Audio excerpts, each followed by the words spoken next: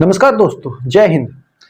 दोस्तों, आपको पता है कि जब भी भारतीय सेना हमारी कोई भी काउंटर इंसर्जेंसी या काउंटर टेररिस्ट इलाके में कोई ऑपरेशन करती है तो सेना इस बात का हमेशा ख्याल रखती है मिलिटेंट या टेररिस्ट चाहे बेशक बच के निकल जाए, वो भाग जाए, वो आज नहीं तो कल, कल नहीं तो परसों, परसों नहीं तो नरसों, वो एक ना एक दिन मारा जाएगा।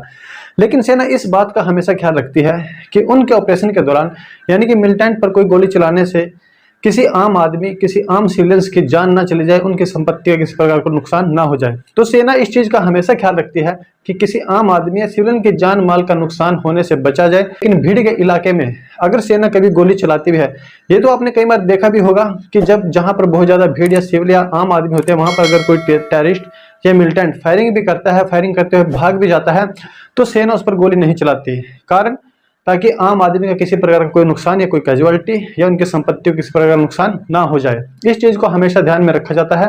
मिलिटेंट आज नहीं तो कल, कल नहीं तो परसों, परसों नहीं तो नरसों, एक न एक दिन मारा ही जाएगा। लेकिन ये अग्निवीर कौन है? आम आदमी की गाड़ी को फूंक दिया जा रहा है, आम आदमी की बाइक को फूंक दिया जा रहा है, स्टेशन तोड़ दिए गए हैं, पंखे तोड़ दिए गए हैं, वहां पर संपत्ति को नुकसान पहुंचाया है, हजारों आम जनता के ऊपर पत्थर फेंके जा रहे हैं, जिसमें बुजुर्ग महिला, बुजुर्ग आदमी की तादाद में इकट्ठे होकर आंदोलनकारियों ने ट्रेनों को जला दिया है, सरकारी संपत्ति को बहुत नुकसान पहुंचाया है। और जो इस प्रकार के उपद्रवी हैं, देखो, इनको बख्शा नहीं जाना चाहिए। इनका भी इलाज सेम वही है जो योगी बाबा जी करते हैं। इनका इलाज बुलडोजर है। इनको बिल्कुल डिटेक्ट करो, रिकॉग्नाइज करो, इनको जो सजा हो सके वो सजा मिलनी चाहिए, क्योंकि ये देश सेवा के लायक है ही नहीं। सरकारी संपत्ति को नुकसान आज से पहले बहुत देखोगे आपने, बहुत से उपद्रवी पहुंचाते हैं, लेकिन इन्होंने तो सरकारी संपत्ति के साथ साथ आम जनता की गाड़ियों को, बाइक्स को भी फूंक दिया है। बुजुर्गों को नहीं देखा, उनके ऊपर भी पत्थर मार दिए, पुलिस को नहीं बख्शा, पुलिस को भी पत्थर मार दिया, मार पिटाई शुरू कर दिया है। अगर इनको इतना ही उपद्रव करना है, दिल्ली जाओ, 7 रेस कोर्स में जाओ, वहां पे सभी राज्यसभा सांसद हैं, सभी के वहां पे घर हैं, बंगले हैं। हर स्टेट्स के कैपिटल में जाओ, वहां पे सारे विधायक, एमएलए, एमपी के क्वार्टर हैं। हर छोटे बड़े शहर में बीजेपी, कांग्रेस, आप पार्टी जिससे भी नाराज है, उनके दफ्तर हैं, करो। तो ऐसे इंसान को तो देखो नहीं बख्शा जाना चाहिए, ना ये सेना के काबिल है, इनको सेना में शामिल करना चाहिए। इनके साथ वही सलूक करना चाहिए बुलडोजर वाला। ये जो भी सजा है पब्लिक ही बोल नहीं सकता, लेकिन इनको चाहे तो बेशक शूट एट साइट भी कर देना चाहिए इस प्रकार के उपद्रवियों को, जो इतनी बुरी तरीके से सरकारी संपत्ति और आम जनता की बाइक्स और कार्स को भी नहीं बख्श रहे हैं। तो चलो दोस्तों, इन दोनों रेगुलर आर्मी पर्सन और अग्निवीर अपनी अपनी सेवाओं के बाद कितने पैसे, एक रेगुलर आर्मी पर्सन अगर अपनी पूरी सर्विस करता है तो वो कितने पैसे लेकर आता है, और एक अग्निवीर कितने पैसे लेकर आते हैं, इनका तो आपको पता ही होगा। लेकिन एक रेगुलर आर्मी पर्सन पूरी जॉब्स करके उसको क्या बेनिफिट मिलते हैं, वो कितने पैसे लेकर आता है, वो मैं आपको बताता हूं। लेकिन रेगुलर आर्मी पर्सन का सबसे बड़ा फ्यूचर यह है कि उसके पास पेंशन है, उसके पास मेडिकल फैसिलिटी है।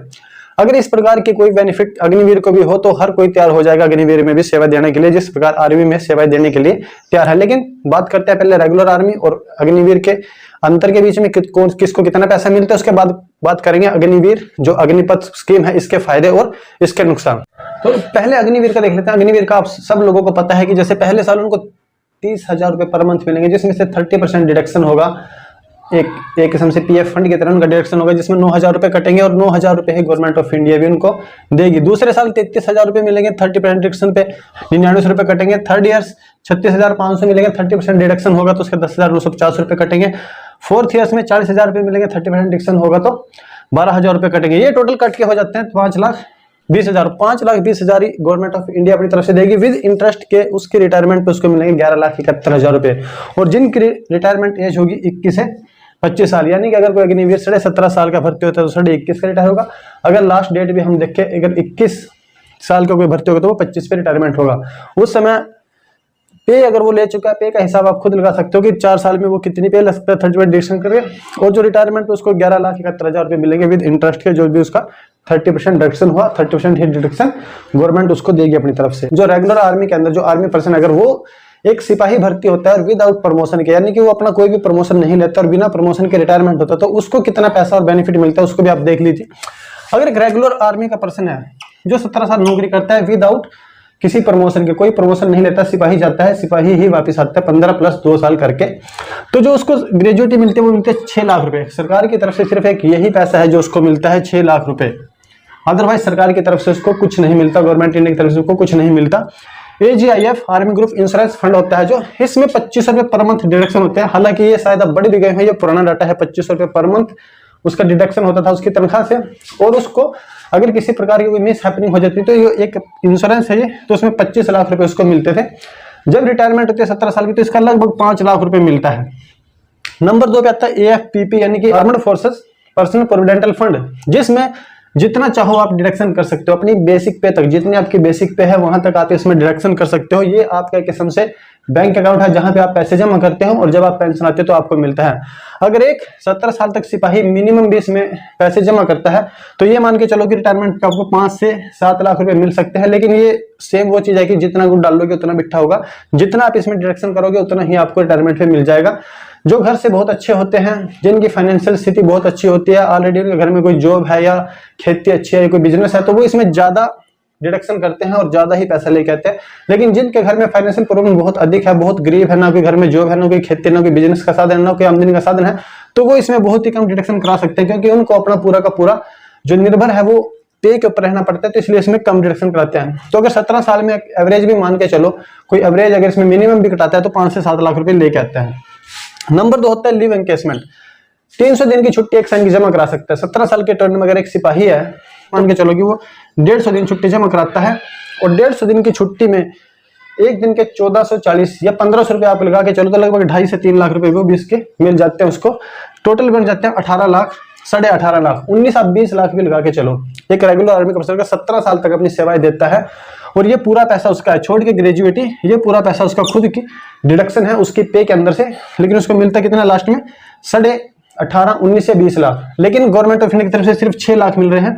यहाँ भी लगभग इतने ही मिलते हैं, 5.2 और इंटरेस्ट लगा के लगभग 6 लाख ही मिलेंगे। और 17 साल अगर कोई सर्विस करेगा उसको भी 6 लाख ही मिलेंगे।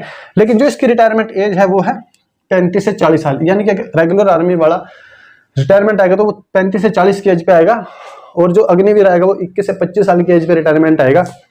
अगर ये आप भी अपने आसपास अपने गांव में अब कहीं भी एक्स सर्विसमैन देखो, जब 35 से 40 साल की एज में रिटायरमेंट आके एक एक्स सर्विसमैन जॉब ले सकता है उसको, क्योंकि सेंट्रल गवर्नमेंट और ऑल स्टेट गवर्नमेंट उसको रिजर्वेशन देती है, तो उस रिजर्वेशन के बिहाफ पे वो ले लेता है। एक एक्स सर्विसमैन ऐसा भी है जो एक से ज्यादा जगह सिलेक्शन लेता है। मैं पर्सनली कुछ ESM को जानता हूं जिन्होंने इस उम्र में आके और इससे भी ओवर एज हो गए 40 के बाद भी एक से ज्यादा जगह सिलेक्शन लिया। देखो, जिसमें टैलेंट है, जिसमें जज्बा है, जो मेहनत करेगा उसको जॉब मिलती है इस लेवल पे भी। अब कोई बोलता है कि सभी एक्स सर्विसमैन को, जो पहले एक्स सर्विसमैन है उनको तो जॉब दे दो, central government, state government, Agniveer को तो बाद में देना। देखो, जो वैकेंसी आती है उनमें हर वैकेंसी के अंदर कुछ वैकेंसीज रिजर्व होती हैं ESM के लिए। उन रिजर्व वैकेंसीज को ESM ही भरता है, तो उनकी जगह कोई दूसरा तो लगता नहीं। जिसमें टैलेंट है, जो मेहनत करता है, जिसके अंदर रुतबा है, वो लेके जाएगा भाई जॉब। अगर 18 से 45 साल की एज के सारे सिविलियंस लगाए, क्या सभी सिविलियंस के पास जॉब है? जॉब तो उसी को मिलेगी जो मेहनत करेगा, जो सच्चे दिल से काम करेगा और जिसका लक्ष्य साथ देगा। ये भी जो 35 से 40 साल के जितने एक्सपीरियंस, सबके पास जॉब नहीं है, जॉब उसी के पास है जो मेहनत करता है। एक तो ऐसा है जो 3 जगह सिलेक्शन। देखो, मैं हरियाणा से बिलोंग करता हूँ, हरियाणा की सर्विस पॉलिसी में बताता हूँ।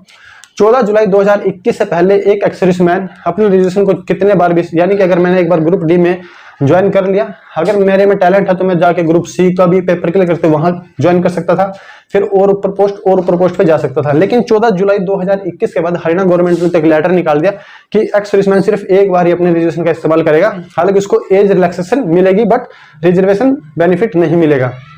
तो इसलिए अब तो सिर्फ एक एक्स सर्विसमैन एक ही बार जॉब ले सकता है। लेकिन 14 जुलाई 2021 से पहले वो चाहे तो अपनी जॉब जितने बार भी चेंज कर सकता था, अगर कोई अपना कोई भी कॉम्पिटिटिव एग्जाम क्लियर करे और अपनी जॉब को चेंज करे। तो जब ये 35 से 40 एज में रिटायर होने के बाद जॉब ले सकते हैं, जो इनको रिजर्वेशन मिला है उसके आधार पे, सिविल के अंदर तो आप कोई भी देखो, छोड़ के बैलेट के नहीं, छोड़ के डिफेंस सर्विस, चाहे वो आर्मी, एयरफोर्स, नेवी, पुलिस या फिर जितने भी CAPF है, जैसे CRPF, BSF, ITBP, उनके अंदर आपको मिलेंगे लड़के ऐसे जो 18 से 25 साल या 22 साल के बीच के जो जॉब पे है। लेकिन सिविल जॉब आप कोई भी देख लो, लगभग 25 साल एज के बाद ही कोई लड़का जो है वो सिलेक्शन ले पाता है किसी भी सिविल जॉब में, चाहे वो स्टेट गवर्नमेंट की हो, चाहे वो सेंट्रल गवर्नमेंट की हो। सिविल के अंदर जो जॉब है वो लगभग जब 25 साल हो जाते हैं, 25 साल क्रॉस कर, क्योंकि 25 साल तक तो ग्रेजुएशन ही कंप्लीट होती है, उसके बाद ही वो कहीं अप्लाई करता है। और एक्स सर्विसमैन ऐसे भी हैं जिन्होंने तहसीलदार, SDM, BDPO, ये बड़े बड़े उच्च पद HPSC या RS का एग्जाम क्लियर करके भी जॉब ली है। अगर जो मेहनत करेगा, टैलेंट करेगा, वो जॉब लेगा। अगर 21 से 25 साल का भी लड़का आके, अगर सबसे पहली बात इनको, जैसे अभी गृह मंत्री ने अनाउंस किया है कि 10% इनको रिजर्वेशन मिलेगा CAPF के सेंट्रल आर्मड पुलिस फोर्स जो है, जैसे BSF, CRPF, ITBP, उनके अंदर 10% रिजर्वेशन है। अगर स्टेट गवर्नमेंट भी ऐसे बिल्कुल, चलो ना इनके पास पेंशन है, ना इनके पास मेडिकल फैसिलिटी है, ना इनके पास कैंटीन सुविधा है, लेकिन हर स्टेट गवर्नमेंट और सेंट्रल गवर्नमेंट अगर इनको कुछ रिजर्वेशन दे 5 से 10%, हालांकि जो अलग अलग वैकेंसी के हिसाब से अलग अलग रिजर्वेशन है, अलग अलग स्टेट पॉलिसी है, सेंट्रल पॉलिसी अलग है। जो रेगुलर ESM है उनको भी 5 से लेकर 10% तक, और हालांकि 8% तक रिजर्वेशन मिलता है बहुत सी जॉब्स के अंदर। लेकिन अगर इनका भी रिजर्वेशन हो जाए तो इनका भी एक फ्यूचर क्लियर हो सकता है। अगर हम इस योजना के फायदे की बात करें तो सबसे बड़ा फायदा तो इसमें यह है, जो भी आज के दिन कोई भी नया लड़का न्यू रिक्रूट जब होता है, हालांकि इसमें 3 रैंक होते हैं सेना में, OR, GSS और ऑफिसर्स। OR डायरेक्ट रिक्रूट करते हैं भर्ती BRO, ARO, ZRO के थ्रू, जो बाद में प्रमोशन लेके GSS बन जाते हैं, और ऑफिसर डायरेक्ट कमीशन प्राप्त करते हैं, जिनकी ट्रेनिंग IMA, NDA और OTA वगैरह में होती है। तो जो न्यू रिक्रूट होते हैं लड़के, उनका सबसे पहला मोटो सिर्फ एक ही होता है। एक बार जैसे उन्होंने सेना में कदम रखा, उनका सबसे पहला मोटो एक ही है कि 15 साल करके अपने घर जाना है, हमें 15 साल से ज़्यादा नौकरी नहीं करनी। 15 साल का मकसद सिर्फ इसलिए होता है क्योंकि 15 साल में जो बेनिफिट्स हैं आर्मी के, एयरफोर्स, नेवी के, वो आपको पूरे मिलते हैं, जैसे कि पेंशन, मेडिकल फैसिलिटी और CSD फैसिलिटी। तो 2 तरीके होते हैं पेंशन लेने के। एक तो प्री मेच्योर पेंशन जा सकते हैं 15 साल के बाद, कभी भी कोई भी रैंक का, चाहे वो सिपाही, लांसनायक, नायक, हवलदार, जो भी किसी भी रैंक का कोई भी है, वो 15 साल में प्री मेच्योर पेंशन जा सकता है। नंबर 2 तरीका होता है कलर पेंशन। कलर पेंशन वह होती है जिस रैंक से आप हो, उस रैंक में आप ज़्यादा से ज़्यादा कितनी नौकरी कर सकते हो। जैसे अगर आप नायक हो तो ज़्यादा से ज़्यादा 22 प्लस 2 साल और आप एक्सटेंड ले सकते हो, यानी कि 24 साल में भारतीय सेना आपको खुद घर भेज देगी।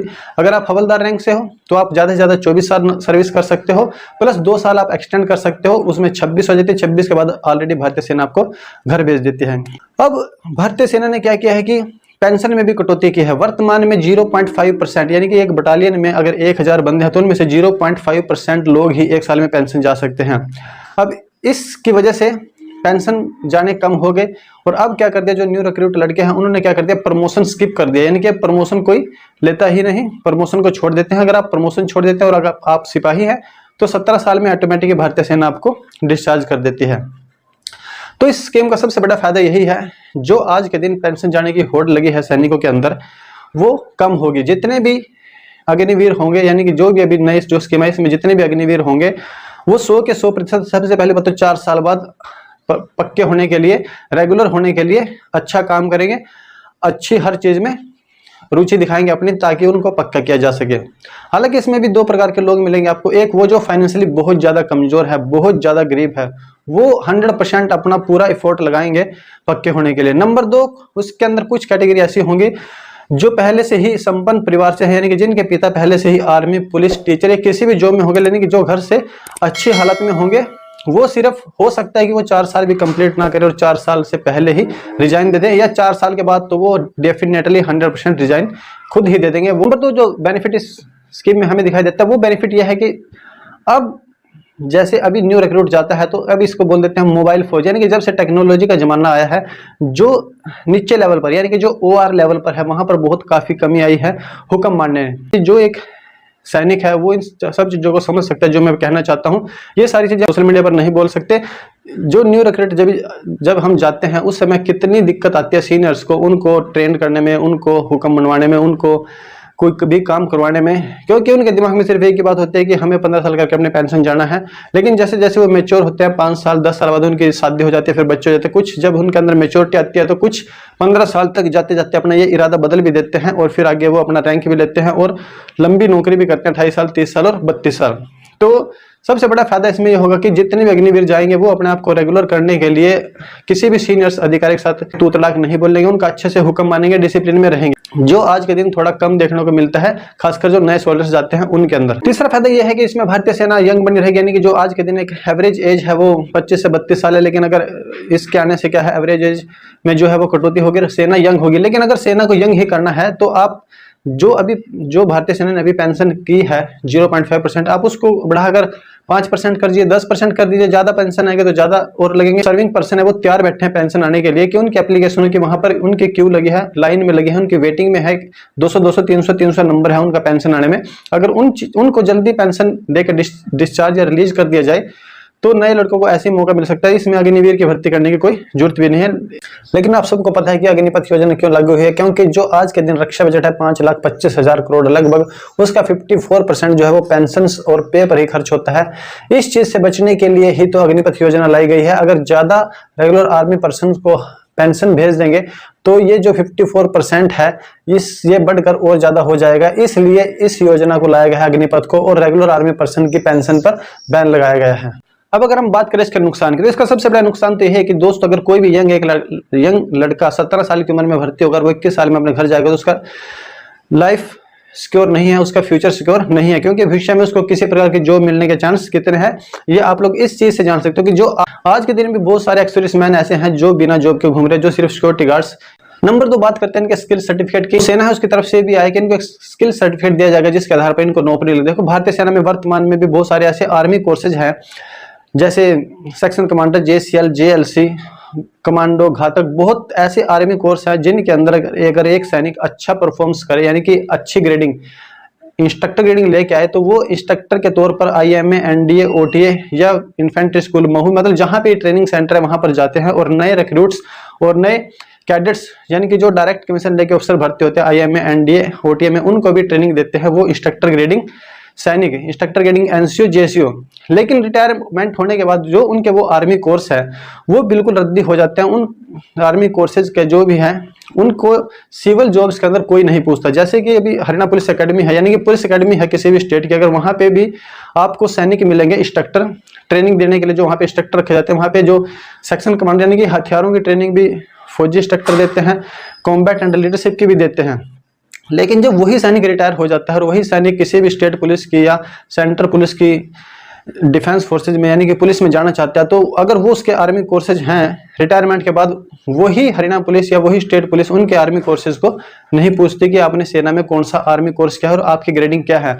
और अगर वो सैनिक है तो उसी सैनिक को उस आर्मी ग्रेडिंग का इतना बेनिफिट मिलता है कि वो डायरेक्ट आ सकता है कहाँ, किसी भी स्टेट के पुलिस ट्रेनिंग सेंटर के अंदर या सेंट्रल गवर्नमेंट की पुलिस स्टेशन के। नंबर 2 बात, जितने भी सैनिक आज के दिन, जितने भी न्यू रिक्रूट लड़के आज के दिन आर्मी में जाते हैं, उनका सिर्फ एक ही मकसद होता है क्योंकि लाइफ पूरी उनकी सिक्योर है भारतीय सेना के अंदर। नंबर 1 पेंशन है, नंबर 2 मेडिकल फैसिलिटी है, जो एक पेंशन और पे से भी ज्यादा आज के दिन बहुत ज्यादा जरूरत है हर परिवार के अंदर। नंबर 3 CSD फैसिलिटी है।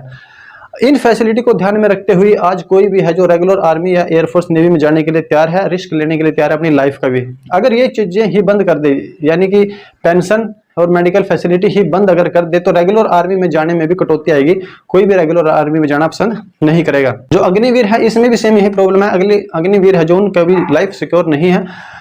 अब उनको सिर्फ 21 साल की उम्र में या 25 साल की उम्र में अगर कोई बेरोजगार होगा तो उसके बाद उनको क्या सर्विस मिलेगी क्या नहीं मिलेगी, आप लोग खुद सोच सकते हो। और बाकी इस वीडियो पे चर्चा नेक्स्ट वीडियो में करेंगे। अभी वीडियो लंबी हो जाएगी, नेक्स्ट वीडियो जल्दी ही लेकर आऊंगा दोस्तों। जय हिंद, जय भारत, धन्यवाद।